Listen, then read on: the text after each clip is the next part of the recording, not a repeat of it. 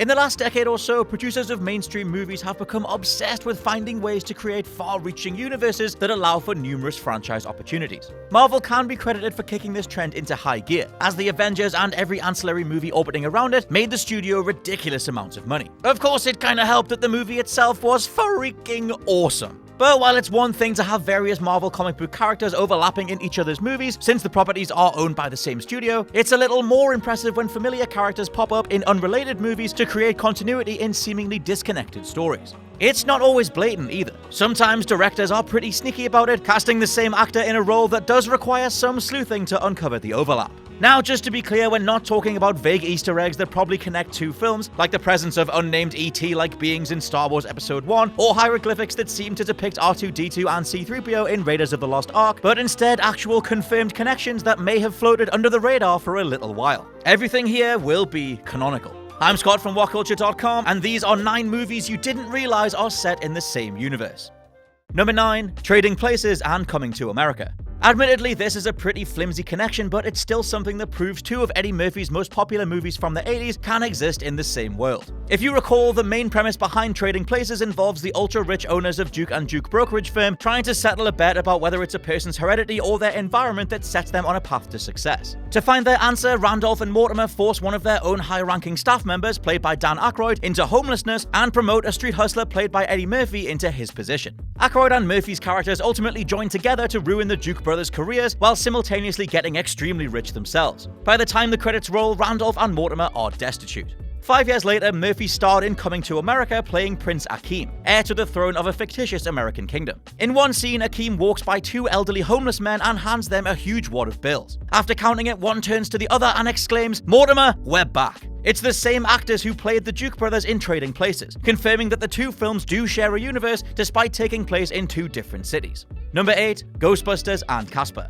This one makes probably the most sense out of anything on this list. Both franchises are centered around the paranormal, both have been presented as cartoons and live-action films, and both are family-friendly. It only makes sense that one day the Ghostbusters themselves would be called on to extinguish everyone's favorite friendly ghost. That actually happened in 1995 when Dan Aykroyd, dressed in full ghost-busting regalia, appears in the Casper movie. He was called in to exterminate Casper's extremely rowdy uncles from a dilapidated mansion, but he ends up hightailing it after one of them breaks his proton pack. And just in case any skeptics out there don't think this constitutes an official crossover, Aykroyd's jumpsuit has the name Stan stitched on the front label, and he even lampoons his own famous catchphrase, saying to those who hired him, "Who are you gonna call?"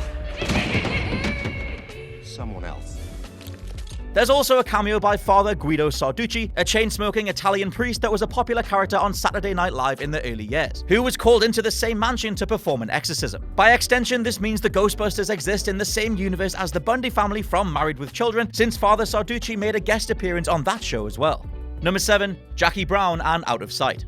Elmore Leonard is a Peabody Award-winning novelist whose works have been adapted into dozens of films, including Get Shorty, Jackie Brown, and Out of Sight. The film versions of those latter 2 share another deeper connection though, Federal Agent Ray Nicolette. In Jackie Brown, Nicolette, played by Michael Keaton, is the central protagonist tasked with taking down a black market arms dealer, Ordell Robbie, played by Samuel L. Jackson. In Out of Sight though, Keaton reprises his role for a brief cameo, albeit as the arm candy to Jennifer Lopez. According to Keaton himself, director Steven Soderbergh asked him to play an FBI type, but Keaton only agreed to do so providing he could appear as the exact same character from Jackie Brown. The idea was that if Nicolette could appear in 2 different movies with 2 different directors and 2 different studios at the helm, it would make him feel like, and I quote, "a real guy out there wandering around in life." And since most of Tarantino's movies also share a universe, that means George Clooney and Jennifer Lopez's characters from Out of Sight could someday bump into Mr. Pink from Reservoir Dogs or Jules from Pulp Fiction.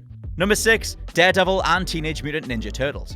Any TMNT aficionado, when asked to state one word that sums up the franchise, would probably say ooze. Or maybe pizza, but ooze is definitely in the top 2. The mysterious ooze is what transformed the Turtles into mutants in the first place, and it was the focal point of the second film in the TMNT franchise. That exact same ooze is actually what transformed Matt Murdock into Daredevil in the comic books. When Murdock saves a blind man from being hit by a truck, a radioactive substance flies off the vehicle and gets in Murdock's eyes, blinding him and paving the way for him to become a superhero. That radioactive substance then proceeds to drip down into a sewer drain and onto a group of not yet radical turtles. Even though this overlap isn't recognized in any of the films, the 2 separate parts of this origin story are played out in Ben Affleck's Daredevil and in TMNT 2, kinda connecting the two film universes. TMNT does feature a few other nods to Daredevil as well, including the Foot Clan being an offshoot of Daredevil's ninja group The Hand, and Splinter's name being a pun of Daredevil's teacher Stick, which makes him a chip off the old block, according to the director.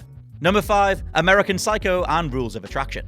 American Psycho remains one of Christian Bale's finest performances, as he perfectly captured the hollow-eyed, soulless Wall Street murder aficionado Patrick Bateman. Less memorable is James Van Der Beek's vacuous turn as spoiled rich kid Sean Bateman in Rules of Attraction. Those last names aren't coincidental though. The leads from both films are actually brothers despite the two never appearing on screen together. Released 2 years apart, American Psycho and Rules of Attraction were both based on Bret Easton Ellis's novels, though one certainly struck a more indelible chord with audiences. In fact, Rules of Attraction's place in pop culture as a second-tier adaptation aptly mirrors Patrick Bateman's looming shadow over his little brother Sean. Pretty much every Bret Easton Ellis novel takes place within the same universe, with major and minor characters overlapping to the point where you can kind of imagine Ellis just standing there with the big old random wall of red yarn connecting everything just for the hell of it. With that in mind, we can add the adaptations of Less Than Zero, starring Andrew McCarthy and Robert Downey Jr., and The Informers, starring Billy Bob Thornton, all into the exact same universe.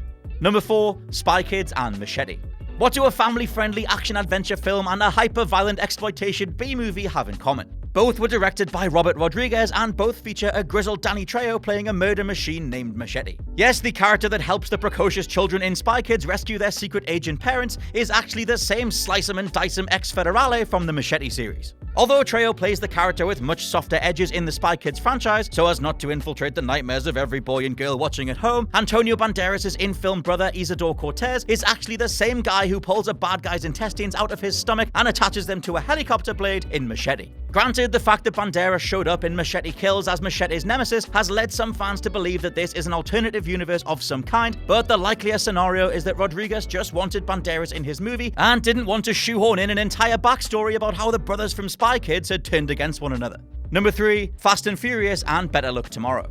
Better Luck Tomorrow is a thought-provoking, if slightly disturbing, crime drama that explores the unreasonable expectations placed on Asian Americans to excel in scholastics alongside the deadly side effects of that pressure. The Fast and the Furious series basically acts as an experiment in one-upping each previous installment when it comes to big, dumb action set pieces, and I absolutely love them. So what is the connection? For one, Taiwanese director Justin Lin helmed Better Luck Tomorrow and 4 of the Fast and the Furious films, including the often misunderstood Tokyo Drift, which seemed to split off from the rest of the Furious universe. This was also the first time the franchise featured Han, a drifter with loose ties to the Yakuza. But Han, played by Sung Kang, was first introduced in Better Luck Tomorrow, as the calm, cool enforcer of his high school gang of delinquents. Lin has confirmed that this lawlessness eventually led to Han becoming friends with Dominic Toretto in the Fast and the Furious universe and joining the family. Once Han became a fan favorite of the series, the chronology of the films was adjusted to allow Kang to have a larger role in future sequels. Also, it's worth pointing out that Lin has mentioned his movie Annapolis, starring James Franco, also overlaps with Better Luck Tomorrow. Thus, Fast and the Furious and the character Lou are all connected.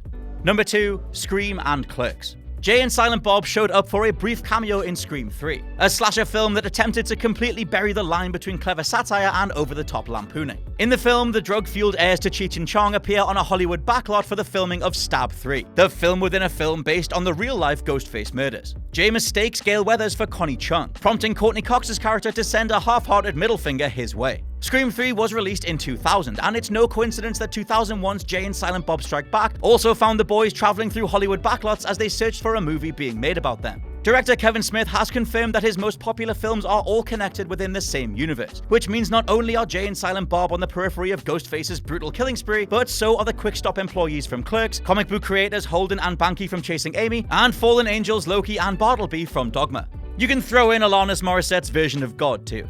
Number 1. Blade Runner and Soldier. Considered something of a spiritual side sequel to Blade Runner, Soldier certainly doesn't carry the same amount of prestige as its sci-fi predecessor. One is an all-time classic of the genre, and the other is simply a fun popcorn flick. And maybe that's why the links between the film's universes aren't discussed more often. See, Blade Runner was based on the novel Do Androids Dream of Electric Sheep by Philip K. Dick. And although Dick wasn't involved whatsoever in bringing Soldier to the big screen, principal screenwriter David Peoples also had a hand in rewriting the original Blade Runner script. So it shouldn't be too surprising to find Easter eggs hidden all over Soldier, such as the battle that takes place at Tannhauser Gate, a location mentioned in Roy Batty's famous Tears in the Rain monologue. The spinner cars from Blade Runner can also be seen piled up in a junkyard in the background of another scene. Perhaps more importantly, though not officially confirmed, it's clear that the super soldiers themselves being crafted are essentially more replicants. And that is my list. Let me know down in the comments below if there were any other movies that you couldn't help but connect. Ivan Scott from WhatCulture.com. Thank you very much for watching. Don't forget to like, share, and subscribe, and I'll catch you soon.